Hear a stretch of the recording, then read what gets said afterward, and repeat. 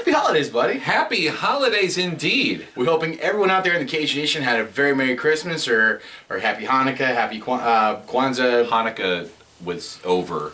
Hanukkah started on Thanksgiving and lasted 8 days. You didn't know that? No. Yeah. Hanukkah. Happy belated Hanukkah to everyone out there in the Cage Nation who celebrates. Sure, why not? So we got all the holidays done. The holiday hangover is probably mid-swing right now, you'd say?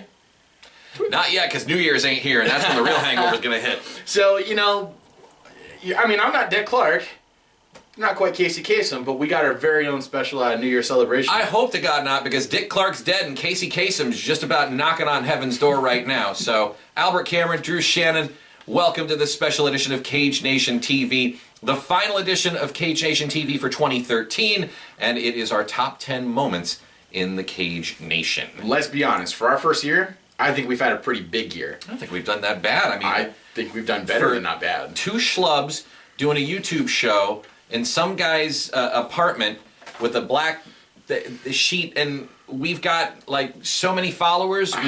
We've actually got people looking at us, talking to us at fights, inviting us to come to their fights and stuff like that. I mean, it's very humbling, and we want to thank everyone from the bottom of our hearts for making this year just awesome for Cage Nation TV. Absolutely. When we come back, we're going to get into the top 10.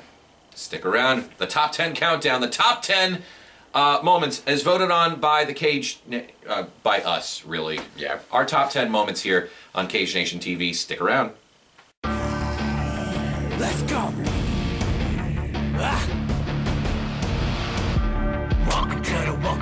Welcome to the Cage Nation. Welcome to the Cage Nation. Welcome to the Cage Nation. No one can drop us, no one can stop us. We are the warriors, no one can top us, no one can rock us. We are the warriors, no one can drop us, no one can stop us. We are the warriors, no one can top us, no one can rock us. We are the warriors. Welcome back to Cage Nation TV, our special year-end edition of Cage Nation TV. We're going to count down our top 10 moments here on Cage Nation TV. The top 10 moments that we've, throughout the year, that we felt were like defining for our program. Our top 10 biggest moments. All right. Okay. Are we starting off with number 10? Let's start off number 10. That's what all good countdowns start with. Let's start. Number 10. Number 10. Cage Nation TV interviews Don the Predator Fry. An unbelievable get, I will say that. I reach out to people, contact stations, and stuff, and I never expect any of them to call me back. I mean, honestly, there's a lot of it. There's just a lot of fanboy kind of stuff. Like, man, you know what? It'd be really, really cool to talk to this guy. Right. And, I understand that a lot of mixed martial arts, especially our forefathers of mixed martial arts, are very, very busy people. I mean, they're trying to make livings just like we are. So I get an email back from Don Fry's camp, and... it was great. It was absolutely great. Because, Don Fry's done so much. I mean, UFC tournament champion. Pride, he fought in Pride. Probably one of the most recognizable personalities. Right. But he was also the Ultimate 2 champion. So, that was actually our second attempt. Our second going at talking to a famous UFC legend. And I'm going to be forever grateful to Don for talking to us about it. Most definitely. It was just a pleasure talking to Don the Predator Fry. It was hilarious. Yeah, that's to say the least. I mean, there was a part of the interview where he says about guys sitting at the bar wearing their tap-out shirts and how he's not impressed. I mean, we're all thinking it. I mean, Don Fry's just saying it. Exactly, okay. And he has every right to. I mean, for God's sake, he was the Ultimate 2. Yeah, I mean, not Ultimate 2 and then a tournament champion. Yeah. Yeah. When you get those two accolades together like that, you say whatever you want. Exactly. I'm not going to argue with it. I'm not going to argue because I don't want to get my ass kicked. So. All right, Drew, let's go to number 9. Number 9 it is. Number 9. The introduction of El Drushanico. Yes. Let's talk about my cousin. We're going to break the fourth wall for a second. Yeah. I'm gonna deflate the mystery. It was Drew behind the mask the entire time. I don't think there was much of a mystery, really. What did you do to get sunburned that bad? All right, what happened was the weekend prior to us taping that, I was out doing an event for my radio station, 105.9 Quick Rock. Thank you. And I was out in the sun pretty much all day. It was a May. It was sometime in May. sometime around there. If not very early June. It was close to the Memorial Day weekend. In fact, it may have been Memorial Day weekend. And it was really cool that day. And I didn't really think to put on sunscreen. So I was out all morning at this event. And no, it was not Memorial Day weekend. I think it was the weekend. I don't know. I could be wrong. Anyways. There was a weekend. It was cool, but it was sunny. All right. It was very sunny. We were out at Tussey Mountain for the majority of the day. Sun beating down on me, and I didn't think anything of it. Then we had to go to a parade that we were in. It was Memorial Day weekend. Sorry. I'm just trying to keep things straight here. That's how much the sunburn damaged me. So To the point where you put on a mask and exactly. We were in a parade all day, standing around on an open field, sun still beating down. By the time we got done with the event, later on, probably about 5, 6 o'clock, we returned to the station, and everybody's looking at me going, dude, you might want to check the mirror. And I'm like, why? They're like, you just want to go look. And I looked, and I am literally crimson. except for the sunglasses, the tan line. Except for the sunglasses, which if you watch some of the episodes, if you look carefully, for weeks, that's still there. But I get this frantic text. I don't know what we're gonna do. I can't go on camera like this. I mean, I looked literally. We could have turned the lights off, and I would have glowed. It was so. What I decided to do is like, well, and I don't know why. I just did. I show up with my luchador mask, and we decided to do El Drushanico. Well, the funny part about that is El Drushanico was supposed to have made 2 appearances. Right. Episode 3, and then what should have been episode 4. But technology being what it is, It crapped out on us. it crapped out on us. So episode 3.5, it ended up being episode 3.5. Right. But that episode, El Drushanico was supposed to make his second appearance. And what a great day that was. I think we were talking about bridging the gap between pro wrestling and That's what and 3.5. 3.5 was the bridge episode. And that was kind of partially why I was doing that too, Yeah. the whole luchador thing. But yeah, probably not. That's why it's so low on the list, because it's probably not one of the prouder moments of Cage Nation TV. Funny to me. But as long as it made him laugh, and if you got a chuckle out of it too, then it was all worthwhile. All right, Drew. That takes us number 8. Number 8. Number 8, WCC 6, the first event covered by Cage Nation TV. This was the first event that Cage Nation TV was invited to. WCC 6.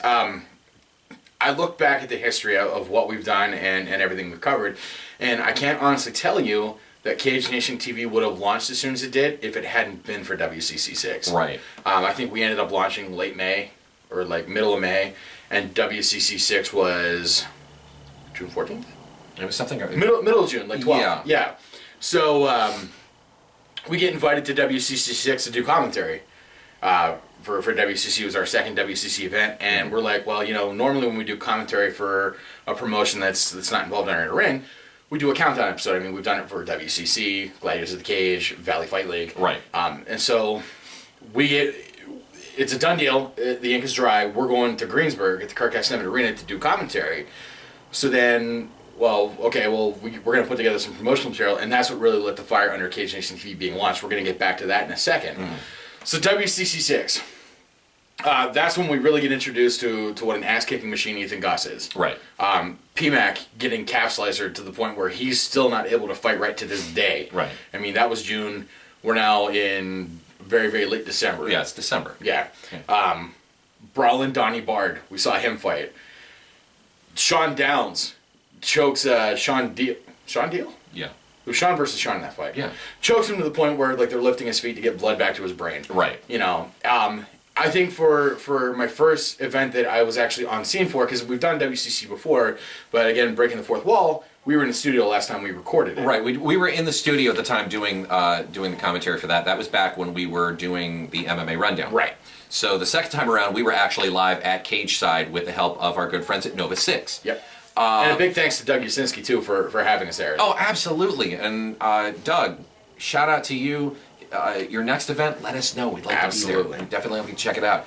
That was just an all-around incredible day because, we were Cage Nation TV in our infancy, and Absolutely. we kind of grew from there. The WCC 6 recap was, I think it might have been episode 6. Right. And so we're like, man, we have no idea what we want this thing to look like, but hey, we're going to Greensburg, and I think that was just one of those like great moments where you just plunge in because Yeah. it's not going to happen otherwise. Exactly. And I thought we did a fine job. Absolutely. Interesting side note, I almost got sick that day. Oh yes, you did. Oh yes, It was just before we were getting ready just before commentary. I think we had about an hour, maybe 2 hours to go, and something hit me like really bad. I don't know if it was from lunch or what, but I nearly didn't make it, and just was able to power through, and eventually I just felt better, and we just got through it and all that. But yeah, I almost didn't make that one. Okay, number 7. All right, number 7 it is. Number 7, the Halloween episode. Another episode where Drew's wearing a mask. You were wearing a mask at the beginning. I was wearing a mask at the beginning. I think one of the best things I've ever been able to do with my voice is kind of pull off that Bane impersonation. I mean, that's my party trick. Right. You know, Jason Sudeikis did it, and We're the Millers. I mean, I just do it wherever. So Drew walks in to my place, and the cat gets a good look at him. Now, that cat is probably the most... If there was ever a cat pothead, I think it'd be my cat. He's so mellow, so stoned. I mean, that dude is just relaxed. Drew walks in, and the cat hisses. For the first time in his life ever, the cat hisses. I'm now, mind you, I'm dressed in the full Batman mask. I had to drive over because I had to do the makeup around my eyes, so I figured just do it before I leave and then go. So I did, and then I show up, and Albert greets me at the door, and his cat freaks out, heads all the way over from one side to the other in about less than a half a second. And it terrified the damn thing. And you're like, where's Bane? And I decided, just because it was the Halloween episode, and, Halloween's a fun time just to, just have fun, have a few laughs. I just decided, what the hell, let's stay in character the whole time. So... He pulled it off. I couldn't. Right. I couldn't breathe. I couldn't suck in the oxygen. I couldn't understand a word you were saying. No. Just like Tom Hardy in The Dark Knight. Oh, Tom Hardy. Okay, let's give that little bit of an MMA meeting. Tom Hardy was in an MMA movie called Warrior. It counts. And Christian Bale? He was in a movie with Mark Wahlberg called The Fighter. I think it was boxing. Yep. Well, Okay. Still, there was some sort of pugilism going on. Nice. Thank you very much. Okay. I pull a $5 word out every now and again. But yeah, that was just a fun episode to film just because I got to just be an idiot. That's what we do. I mean, yeah. we have a lot of fun no matter where we go. So hopefully you guys enjoyed that. And again, I mean, if you didn't like it, sorry. If you did like it, thank you. We just had fun. Just having fun is all it was about. There's time for seriousness, and there's time just to goof. All right? Well, I think this is going to take us into our first break. Yeah. Why don't we do that right now? We're going to take a break. We'll be back in just a few. We'll start off with number 6. You're watching Cage Nation TV. It is the top 10 Cage Nation TV moments, according to us, to wrap up 2013. Stick around. You're watching Cage Nation TV on YouTube or wherever. Stick around.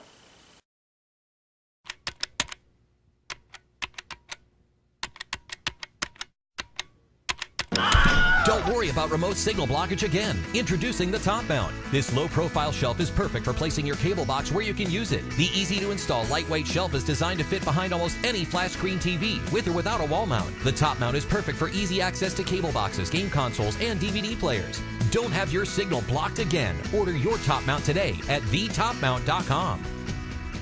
Welcome back to this special edition of Cage Nation TV, our year-end episode, the top 10 moments, according to us, on Cage Nation TV. Well, before we get into that top mount I think is just a fantastic idea. I mean, I gotta have one. you're not even kidding. For the love of God, I voiced the commercial. I'd show you guys my TV setup, but I mean, I've got like cable boxes hiding behind the TV with like a soundbar. No, I just need to get a hold of it. I need to suck it up. Warners, we play your spot. Can we at least get a top mount for the effort? I'm still waiting for my Secure Connect. Come on, Mike Kessling. Yeah. I've got my Secure Connect. You don't have a Secure Connect? I don't have a Secure Connect. I don't need a Zoster because I don't have a baby. I don't need a Zoster because I don't have a baby. Number 6. Number 6, the announcement of the launch of Cage Nation TV. Now, in all honesty, this probably should have ranked a lot higher, But we didn't want to make the number one moment is when we came on the scene. Well, I think that also kind of is a credit to how much gravity the moments ahead of that really are. Right. The fact that we're putting our own launch at number 6 really says, what's going on with 5 through 1. I think one of the toughest moments that we've ever dealt with in being involved in the local mixed martial arts anything was finding out that we weren't being renewed for that episode where we could at least say goodbye. Right. And we're talking about the MMA rundown. I mean, that it was on one week and it wasn't the next. I mean, through just so many balls in the air, communication got dropped. But yeah, something happened within the communication because we thought we had one more episode to go, and we filmed an actual final episode of the MMA rundown because we knew it was coming to an end. Right. Lo and behold, though, that final episode never aired because we were told something different from the head of the production company. So we never got to air that final episode. We never got to say goodbye. It just, boom, it was over. And we felt horrible. We did. And we got a lot of great support from folks when it was announced that the MMA rundown was not going to be continuing. Right. And Sunday morning, my thing was I'd get up. Mrs. Cameron would make some like breakfast or something. I'd sit on the couch. I'd watch Green Lantern, Young Justice, and then the MMA rundown would be on. Right. That was my Sunday morning. Well, that first Sunday morning without it sucked. Yeah. I'm not gonna lie, it sucked. Mine was sitting down eating chocolate chip pancakes with my 11-year-old and just watching the MMA rundown, watching Daddy on TV, and it just came to a crashing halt, and we're like, wow. Yeah. Well, so what do you do when something like that? Well, you always pick yourself up, dust yourself off, and you keep trucking along. When life gives you lemons, you throw them back and say, I don't want your stinking lemons. I just want an MMA show. I prefer limes. And that's what... No? No, okay. And that's what we did. We decided that we needed to bring this back around. And it wasn't just for our benefit. It wasn't out of spite or anything like that. It was because... we really enjoy covering MMA. We enjoy doing this, and we enjoy doing it for you, the fans. So this whole thing has been for you guys out there who are watching and who continue to support us. And we'll keep doing this as long as you guys do support us. I think we knew in March. We knew in March that the new program was going to be called Cage Nation TV. At first, we were going to try to do a web launch for the MMA rundown, and then do kind of like X Games coverage with Cage Nation TV. Right. I think we just got so excited about what Cage Nation TV was going. It was like, okay, well, the MMA rundown was fun, but it's time to say goodbye to that. So then WCC 6 comes around, and we wanted to start putting out promotional material for that. And then the first thing you get is Cage Nation TV with this set. And then I think we talked about Corey Hill, and in the first episode of Cage Nation TV, I showed Corey Hill pinching my nipple. Yeah, you did. Yeah, I did. I'm still very uncomfortable about that. And that's why it's number 6. So our number 6 moment, Cage Nation TV launches, and again, we want to thank each and every one of you out there. Not just the promoters, not just the fighters that support us, but the fans as well. Those that have stepped up and said, "Hey, we support you guys. We definitely like what you're doing, and we want to see more." We've definitely got some great compliments. I mean, I don't know if we always deserve them, but we appreciate hearing them. We got some great fans out there. Yeah. I will say this, and thanks to each and every one of you. We're just as big fans of you guys as you tell us you are of us. So it's a great community to be a part of. Except for that guy out there. Yeah, he's a dick. He's a dick. You mean him? Yeah, that one. No, him? Yeah. Yeah. Hell. No, actually, no. I thought he was No? somebody else. No, he's okay. No, I'm talking about that guy. Oh, I don't know. Okay. Anyway. Anyways, all right, let's get into number 5. Number 5, Cage Nation TV meets Jessica Evil Eye pre-UFC. The number 5 moment, and we don't have actual video of Just that intro the liner. interview, just the intro liner, and that's it. Damn you, Microsoft. Yeah, let's explain that a little bit. First of all, let's explain how it started, then we'll talk about the aftermath. Yeah. We were at North Shore's Rise to Power 2, and Jessica Evil Eye was the in-ring interviewer. Here's the funny thing about that. I know what Jessica Eye looks like when she's fighting. Yeah. I know what Jessica Eye looks like when she's delivering an ass kicking. Right. I know what Jessica Eye looks like whenever she's on a semi-end of an ass kicking. I had no idea what Jessica Eye looked like. She must when have she's walked. not in the cage. I think she walked past us 5 3 or or 6 4 times. times. 5 or 6 easy. And we're like, can we talk to Jessica Eye? And They're like, everybody oh, at Gladiators is like, well, we'll try to find her for you. And So then she like walks by us, very nice. I mean, wasn't rude or impolite. Walks by us, you make the polite smile. Oh, that's great. First fight comes on, we're like, oh, there she is. That's Jessica I. We could have talked to her probably for a half hour better. Right. So the good news is she cleans up very, very well. She's super nice. I think she looks hot in any. Yeah, I think she's just all around gorgeous. So, and I'm not saying that because I don't want a Jessica I ass kicking. I'm just saying that because I'm speaking the truth. Well, the funny thing is, we talked to Jessica I. That interview that will never be reclaimed ever again. We talked to her about, hey, when are you gonna make a crack at the Bellator? Is it flyweight? 125 is flyweight. I believe Yes, so. 125 is flyweight. When are you gonna make a crack at the Bellator flyweight championship? She's like, oh, it's gonna be soon. Then Bellator dumps her. It was just weeks after we spoke to her, Bellator cut her loose. Which let's think about this. Bellator cuts Jessica I, and then everything starts going to pot with Bellator. Is it related? Who knows? I like to think so. And then a week later, Uncle Dana signs her to UFC. So We called it too. We totally called it, and we ever since we've been a huge supporter of Jessica I. She wins her first fight via decision. Not just wins her first fight though. It was against a very, very tough opponent. Exactly. Women's MMA is not as prolific yet as what the male counterpart is, but it's getting there. Right. So in the even shorter time span of women's MMA, there's some big names out there. Jessica I beat a very big name, Sarah Kaufman. Right. Sarah Kaufman is a big name in women's MMA, and Jessica I took her to school. Period. In a weight class, she fought at bantamweight too, and she's Right. used to fighting at flyweight.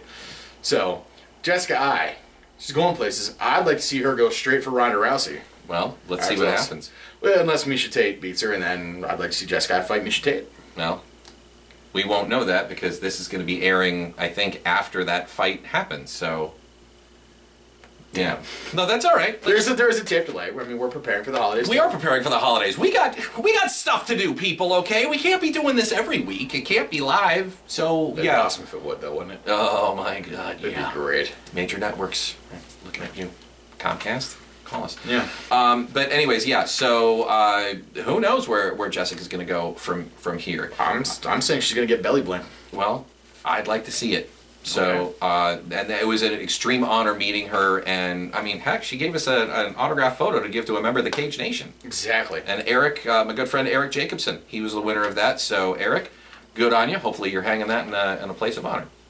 So, Jessica I, meeting her pre-UFC, is our number 5 moment. Let's get into number 4. Number 4. Cage Nation TV interviews Dan the Beast Severn. Our number 4 moment happened just weeks ago. It was awesome.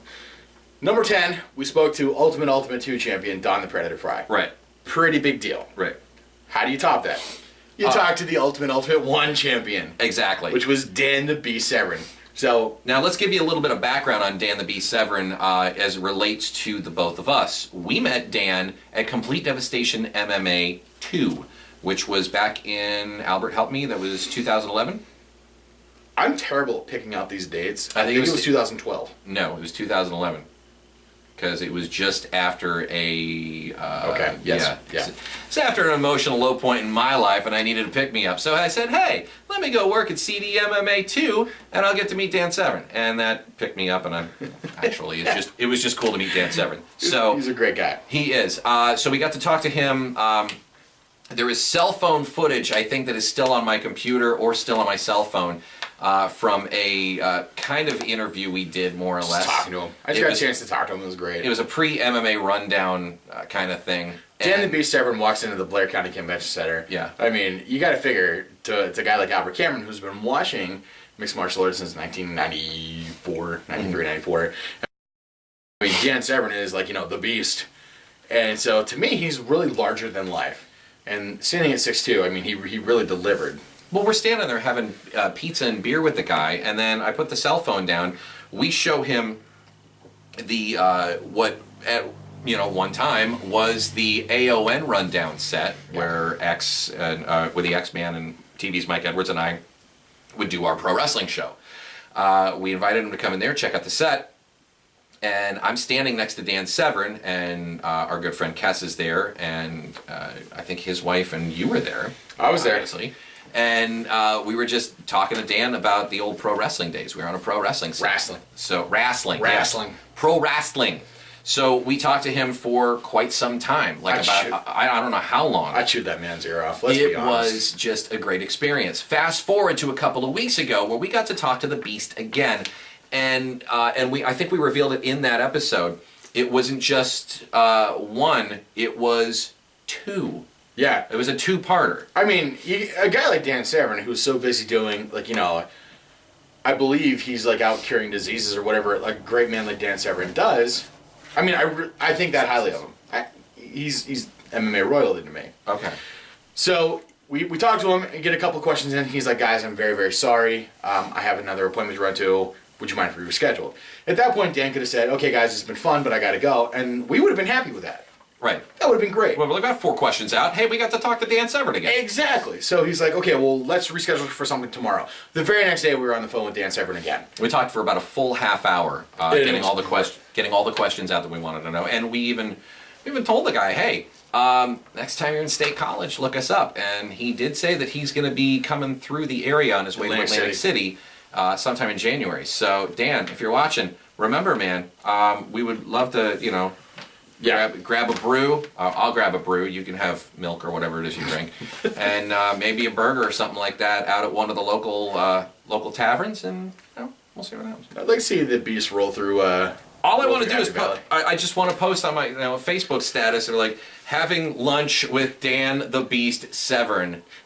Could you imagine walking through the streets of State College and some guy being like, I train UFC, bro? Like, really? Well, here's my buddy Dan. Tell him all about it. Yeah, you trained UFC. This is UFC. Yeah. This guy right here that's not really here. We just... First time I meet the guy, I'm so nervous that I introduce you as Andrew. Yeah. Yeah. How dare you? It was Dan Severn.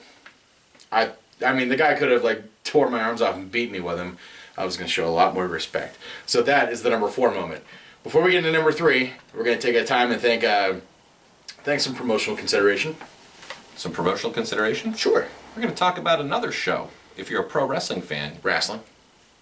Whatever. Yeah. Check it out. It's called the Pro Wrestling Rundown with my good buddies, the X-Man and TV's Mike Edwards. We'll be back with the top 3 moments in Cage Nation TV for 2013. Hello, MMA fans. Look, people, MMA fans. And we're wrestling guys on an MMA show. Holy moly.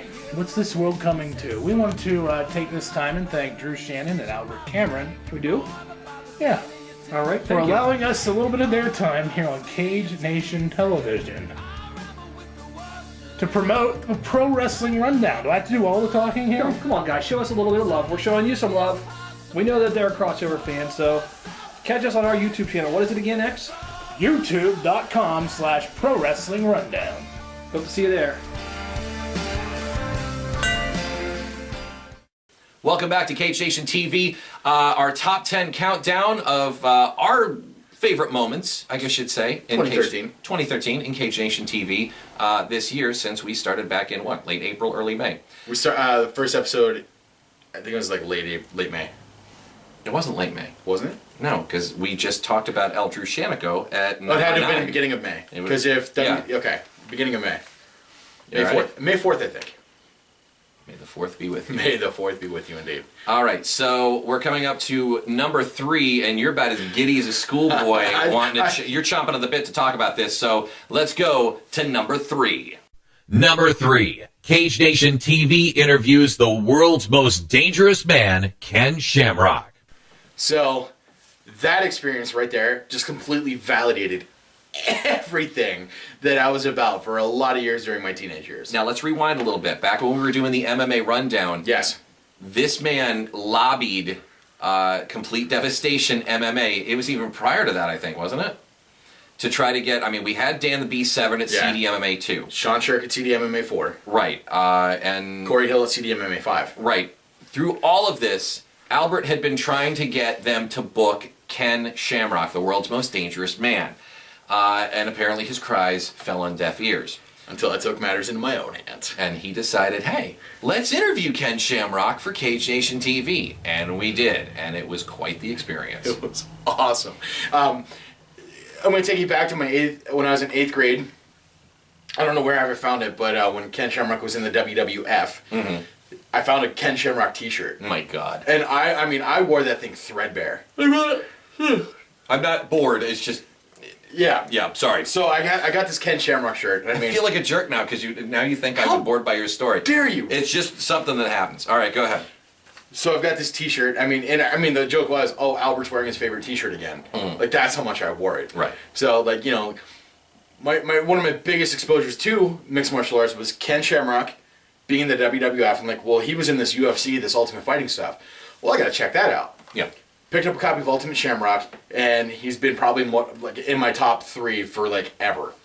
So, again, I'm going out to people saying, "Hey, we'd love to interview you. Would you have a moment?" When I look at my inbox and I see someone with at KenShamrock.com replying to me, a couple things almost happened. Heart almost stopped. Yeah. Brain function almost ceased. So I got right on it, and I get a hold of him. And I was like, "Drew, this is gonna be big. Guess what?" I'm like, what, Albert? Drew, this is gonna be great. Yeah. We're talking to Ken Shamrock. I was like, what? That was our first big interview. Ken was our first big interview, and I talked to Ken at my own computer desk. We're talking we've been buddies for years because I know so much about his career. Exactly. I followed him so closely, and this all happened whenever the fight at for the UFFC with Ian Freeman the bottom fell out of it. Right. We heard about it that morning. Right. We kind of broke that. And we're talking to Ken about it, and it was fantastic. Yeah. It was probably one of the. I still get that ear to ear grin when I think about it. We also kind of learned a little bit about the I guess turmoil between him and his brother too. Yeah. And then shortly after that, I think MMA Weekly broke a story that hey, Ken and Frank was burying the hatchet. They kind of reconciled. Yeah. Well, guess who talked about that first? It was us. Yeah. Just saying, because we got to talk to the world's most dangerous man. That. If I could go back in time, as soon as they invent that time machine, I'm taking that episode back with me on a flash drive, and I'm going into that 8th grade classroom and be like, "You can suck it, you can suck it, you can suck it, you can suck it. You're cool, but you can suck it." Nice. That's what I'm doing as soon as they invent time travel. All right. So the number 3 moment for us this year was the interview with Ken Shamrock, the world's most dangerous man. Boom. All right. Let's get into number 2. Number 2, and we'll explain why. Number 2, the meltdown at VFL 42 at the Jaffa Shrine in Altoona. Yeah, the number 2 situation turned to a number 2 situation in a mighty hurry that day. Yeah, I think it's mere coincidence that this is listed as number 2. I think it all started 10:30. We're all getting ready because that was a big weekend. We were stopping by Altoona for Valley Fight League 42. Right. And then the very next day we're getting up and we're going to Gladiators of the Cage. So this is a pretty big moment for Cage Nation TV. We're coming off the heels of doing WCC 6. Now we're doing back-to-back events, dual events for Valley Fight League 42 and Gladiators of the Cage, North Shore's Rise to Power. And we're practically going to Pittsburgh on no sleep because by the time we got back to State College from Altoona, it's 12, 1 o'clock in the morning, and then we got to be up the next day. 10:30, I started getting text messages and Facebook messages. Oh my God, the whole card's melting down. This is bad. Right. Fights are being canceled left and right. I think that morning there was 9 fights scheduled. We boiled down to 3. Who was it we were hearing from? I know Jeff McConnell. We had talked to him, you had spoken to him. I think I was getting in there on Facebook. I spoke to him. I'd love to tell you who I got that all from, but I can't for journalistic integrity. Oh. I'll go to jail for that. I have no problem, but. Should I even have mentioned Jeff's name? Well, yeah, Jeff's a good guy who's always feeding us information, and we appreciate that kind of stuff. That's that tight-knit community that we really enjoy. Because Altoona, Pittsburgh, Allegheny is a great fight scene. Thanks, Jeff. We all learn more when we're all coming together. So, a couple situations, we're talking to Jim from Jim Ajay, Jeff McConnell. We're all just putting out great information. All right. So slowly, throughout the day, this card is disintegrating from how many fights did we have again? It's the week before it was 12. That morning it was 9. By the time we get there, it's 3. It's 3 MMA events. And there were how many boxing? Was it 2? 5. There were 5 boxing? 5 because there was For some reason, I don't think that's.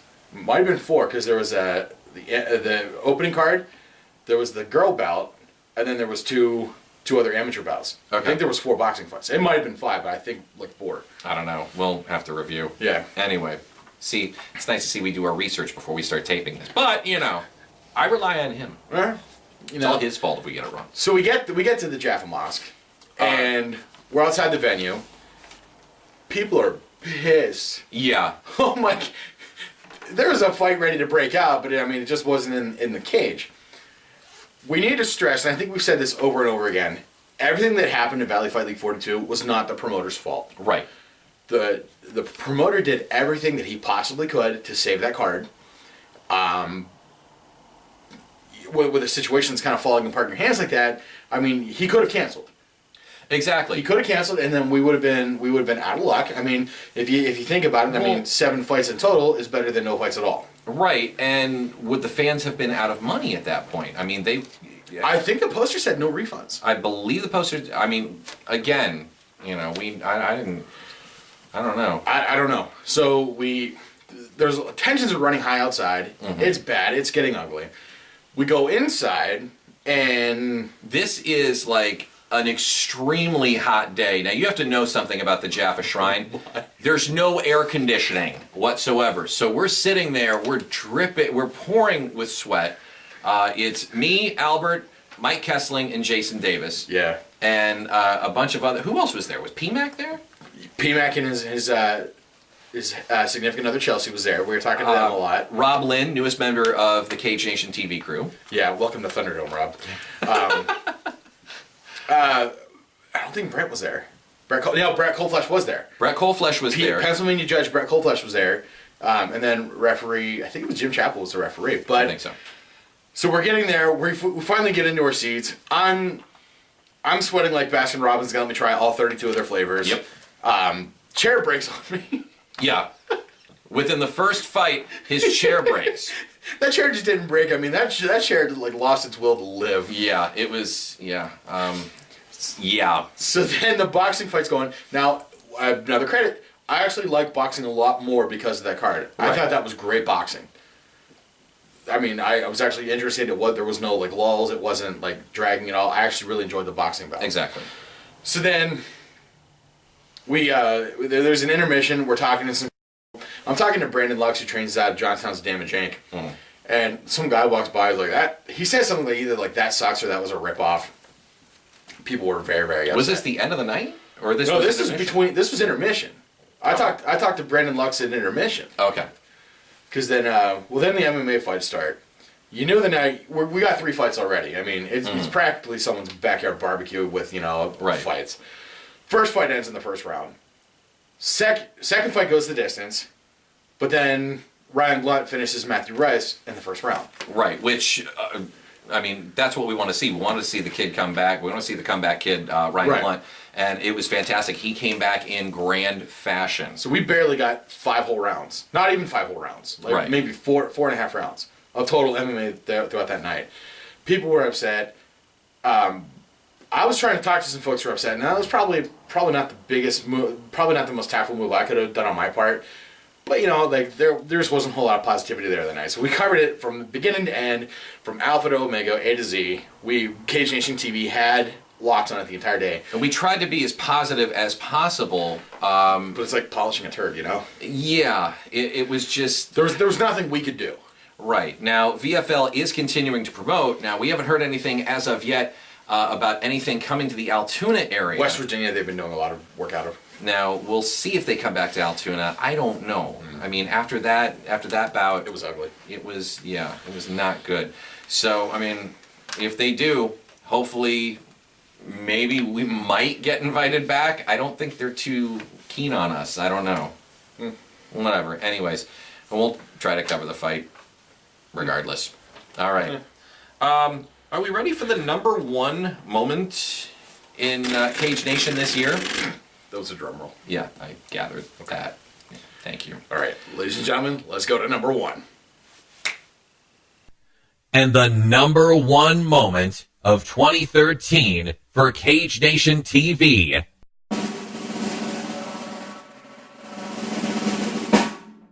Cage Nation TV comes to the Steel City with Gladiators of the Cage. Sorry, I had to get a beverage for this. Yeah, there are a lot of moments in Cage Nation TV that stand out. We've just seen 9 of them. The one defining moment, I think, in Cage Nation TV was our introduction to the Pittsburgh fight scene, to Gladiators of the Cage. It launched Cage Nation TV from like double-digit likes on Facebook to actually networking and communicating with fighters in the Pittsburgh area, and also launching us that weekend alone. We were at like about, where were we sitting? 60 likes, maybe 64 likes, I think. 64, 65. By the time the weekend was over into that Monday, 150. 200. Was it 200? It was close to 200 by then. I know, it was like a stupid amount. Truth be told, if it hadn't been for us going to Pittsburgh on July 20th, we could still be covering the Altoona fight scene and what's going on with the Altoona fighters, and we'd be okay with that. Right. You know, like we'd still be respecting what brought us to the dance. Mm-hmm. You know, and that would have been great. Us going to Pittsburgh and getting introduced to Gladiators of the Cage, which is a great promotion. Right. I mean, they're doing everything right. They're on television. I mean, Robert Joseph, the promoter, clearly knows how to make a fight work. Had it not been for us going to Pittsburgh, I think we'd still be, like, we'd be talking about the top 10 moments in Altoona MMA in 2013, right, as opposed to having a much more global range. Pittsburgh has such a rich fight scene in it, especially if you've been following us all on Facebook or following, like, you know, the guys who are bringing you fight knowledge, like Jim Ajay, like Jeff McConnell, standhimup.org. Mm-hmm. You know, you'd know that Pittsburgh is really, really expanding quickly. Pittsburgh is a hotbed of activity right now, and if you have been following us on Facebook and just the news that is coming out of there, all the news that came out of the fight a few weeks ago, yeah, with at North Shore's Rise to Power 3, specifically Dom Mazzata and Cody Garbrandt, that whole saga, it's just been unbelievable, and everybody's following that. Not just the Pittsburgh scene, but you know, guys. It's getting big. I mean, it's really expanding. The guys from Altoona, we're following it here in State College, and we're looking forward to seeing something big happen. Whether that fight takes place in Pinnacle, whether that fight takes place at Gladiators of the Cage, we want to be there. Absolutely. Pittsburgh, not just known for their champions anymore, as in like football, hockey, or baseball. We're talking MMA. Absolutely. I mean, like, the UFC is always going to be the number one brand for the foreseeable future. Mm-hmm. I mean, is it possible that Bellator or someone from Japan is going to knock around? I mean, the possibility is always there. But I mean, with the exception of Silva versus Weidman and possibly Rousey versus Tate, I haven't really been compelled to a UFC event as much as I've been drawn to the Pittsburgh fight scene. Right. I mean, I think a lot of other networks are going to take big notice of Pittsburgh. I mean, Dana White himself said that the Pennsylvania State Athletic Commission is probably one of the best. Bjorn Rebney said the exact same thing. Well, because Bjorn Rebney was copying Dana White. That's Bjorn. But I'm saying, like, you know, two of the North America's biggest promoters are saying how great Pennsylvania is. Right. So then we got Gladiators of the Cage and Dominic the Honey Badger Mazzata, you know, in one corner. Then we got Pinnacle FC, who's hosted Ethan Goss versus Rich Canalina. Rich Canalina has just made a big challenge to Lenny Karlheim. Mm-hmm. Ethan Goss is going on to bigger and better things. Okay, they got Pinnacle FC and Cody No Love Garbrandt in another corner. The Pittsburgh fight scene is just so immense, and it's so deep and wide of things that's going on that if we hadn't gone to that July 20th event, right, I mean, we would never know. I mean, it'd always be some distant land that's 3 hours away, and, you know, that's just, it's just not a thing yet. We'd be hearing about it. We wouldn't be seeing it firsthand. Right. So, for Gladiators of the Cage to allow us to come to the July 20th event, I mean, that was just a great opportunity for us to network and meet some great people and really be introduced to the Pittsburgh fight scene, which I think the Pittsburgh fight scene is getting so big that I really think it's going to end up, like, just absorbing the other fight scenes probably within a 5-hour radius. I think eventually it's going to come to the Philadelphia fight scene, which has a lot of great, like, you know, XFE, Cage Fury Fighting Championships. You know, that scene's over there. Pittsburgh fight scene, we got Gladiators of the Cage, we got Pinnacle FC. I think these fight scenes are going to grow so big. You're going to have your Jets and Sharks pretty soon. Exactly. It'll be East versus West. Exactly. And I think, you know, what area is right there in the middle? Well, State College, Harrisburg. And Central PA. Exactly. And, you know, we're all going to benefit from that. So that us going to Pittsburgh that day was number one because it's done so much for us. It has. It's helped launch. It's helped bring Cage Nation TV to a little bit of a wider audience, and we're only expanding from there. We've got some stuff in the works that we're not going to say anything about just yet. Right. We've got some few irons in the fire. Is that how you say it? Sure. Yeah, sure. Why not? Anyway, but we will, of course, let you know further on down the road what's going to be happening with Cage Nation TV. But we do want to give a shout out to everyone in the Pittsburgh area. Thank you guys so much. Without you guys in Pittsburgh, Absolutely. and I know we've gotten. I know we received an invite from Pinnacle FC at one point to come down. Unfortunately, due to our schedules, we weren't able to make it. But we would like to check out. Oh, sure. Definitely check out the fight scene at Pinnacle FC. Talk to those guys down there, and then get a better feel for their organization. And just as you said, just kind of get a broader perspective of the Pittsburgh fight scene. It takes us 3 hours to get to Pittsburgh. Right. About 3.5 to get to Philly. Right around there. I think that's a comfortable distance to drive from. That's what I love about being in central Pennsylvania. It's 3 hours away from anywhere. Exactly. So, I mean, like, at the end of the day, I want to go to as many events as I possibly can. I mean, sign me up for any Gladiators of the Cage. Right. Pinnacle FC, I'd love to go see them. WCC, let me know when and where we'll be there.